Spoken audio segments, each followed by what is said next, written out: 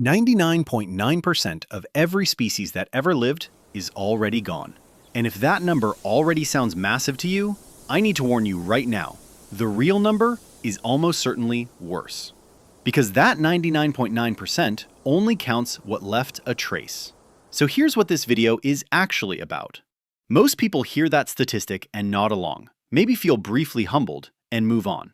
But when you actually dig into what it means, how species vanished, what we've lost that we'll never even know about, and what's happening right now as you watch this, the picture gets genuinely unsettling. We're going to go through all of it, from the oldest extinctions in Earth's history to the one that's happening today. And by the end of this, the way you think about life on this planet is going to be at least a little different. Let's start with the number itself, because it's actually worse than advertised. The 99.9% figure comes from the fossil record. But here's the problem with that. The fossil record is heavily biased toward things with hard parts. Shells, teeth, bones. Those preserve well. But the vast majority of life that has ever existed on this planet was soft-bodied. Worms, jellyfish-like creatures, things we genuinely don't have names for. They lived, evolved, spread across the planet, and then vanished without leaving a single trace. Not one fossil, not one impression in a rock, nothing. Scientists can only account for less than 1% of all species that ever existed through the physical record. So when we say 99.9% are gone, we're only counting the ones that left something behind. The real extinction rate, across all life, including everything that died in complete silence, is almost certainly higher. We don't even know what we've lost. That's not a small caveat. That's the entire story hiding behind the headline. And the silence part is the detail most people skip right past. Because there are entire groups of animals, entire phyla, that have no fossil record at all. They existed for potentially millions of years and then disappeared so completely that modern science cannot account for them. It's like the dark matter of extinction. We know something was there because the math doesn't add up without it, but we can't see it, can't study it, can't even describe what it looked like. Those creatures were real. They had ecosystems, predators, prey, behaviors we'll never understand. And they're just gone. Completely invisible to history. But that's not even the strangest part of how extinction works.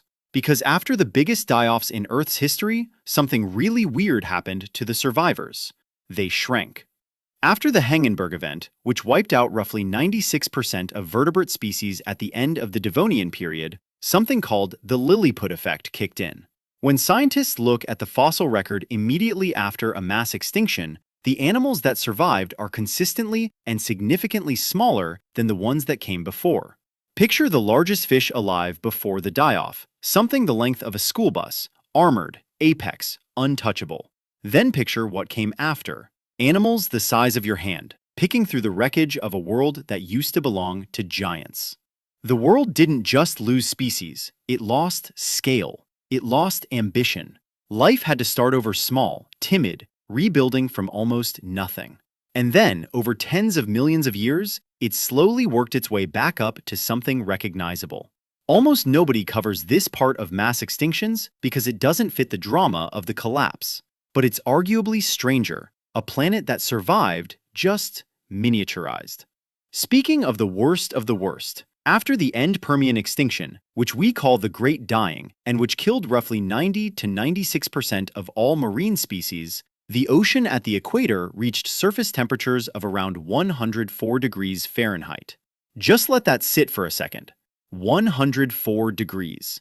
The equatorial ocean, which today is the most biodiverse zone on the planet, was essentially a hot, dead band around the Earth. Almost no fish lived there. The center of the world's oceans was thermally uninhabitable. Most documentaries will tell you temperatures rose dramatically after the Great Dying, and the silence part is the detail most people skip right past. Because there are entire groups of animals, entire phyla, that have no fossil record at all. They existed for potentially millions of years and then disappeared so completely that modern science cannot account for them. It's like the dark matter of extinction.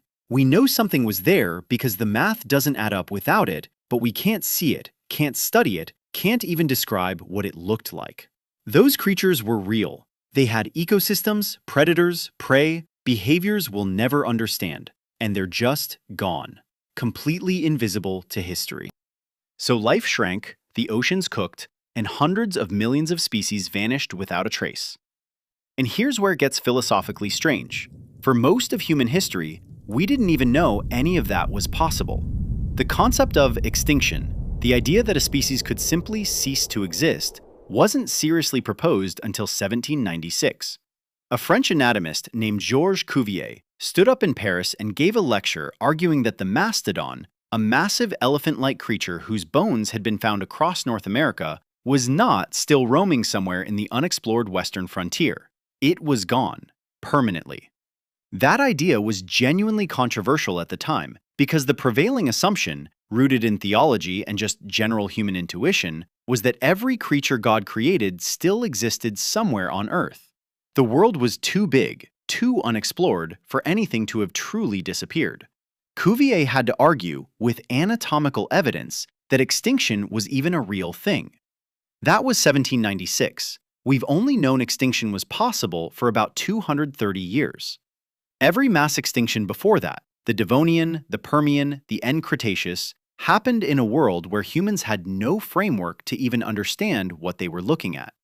If you're finding this as unsettling as it should be, there's a lot more on this channel that goes this deep into Earth's prehistoric history. Drop a comment below with what you want to see next. I read all of them, and subscribe so you're here when those videos come out. But here's the twist, because not everything we think is gone actually is. In 1938, a fish was pulled out of the water off the coast of South Africa that was supposed to have been extinct for 66 million years. The coelacanth.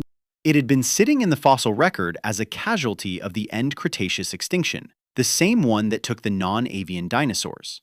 And then someone caught one alive. It had been there the whole time, 80 million years of ghost lineage, living and reproducing and doing whatever coelacanths do without leaving a single fossil for scientists to find. Biologists call these Lazarus taxa, species that vanish from the record and then reappear. And if one fish can hide for 80 million years, the obvious question is how many others are out there right now that we've written off completely. And then there's this one that I genuinely love because it's almost absurd.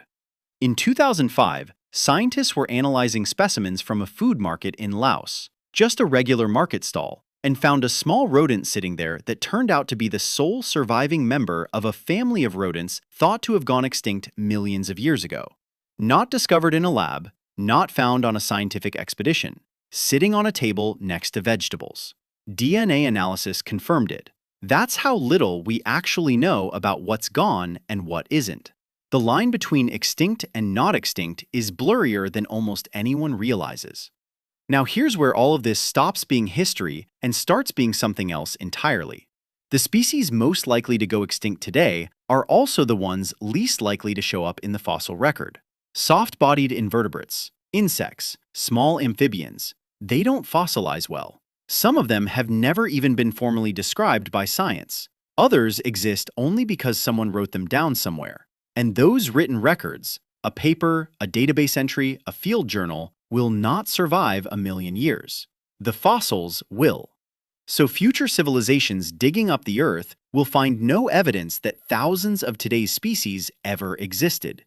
We are creating an invisible extinction, one that future scientists won't be able to see, won't be able to measure, and won't be able to fully understand, because the evidence will simply not be there.